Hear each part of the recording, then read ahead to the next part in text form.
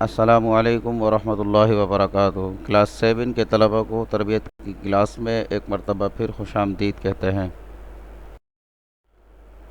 آج کے سبق میں انشاءاللہ تعالی حدیث نمبر 2 کا ترجمہ یاد کیا جائے گا۔ مقصد یہ ہے کہ حدیث کا ترجمہ یاد ہو جائے تاکہ عمل کرنے میں آسانی ہو۔ سبق نمبر ہے 31۔ رسول اکرم صلی اللہ علیہ وسلم نے ارشاد فرمایا: ما من ولد بار ينظر إلى والديه نظرة رحمة إلا كتب الله بكل نظرة حجة مبرورة۔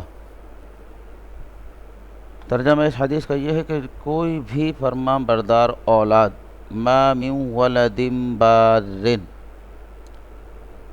جب اپنے ماں باپ کی طرف محبت سے دیکھتی ہے، ينظر إلى والديه نظرة رحمة،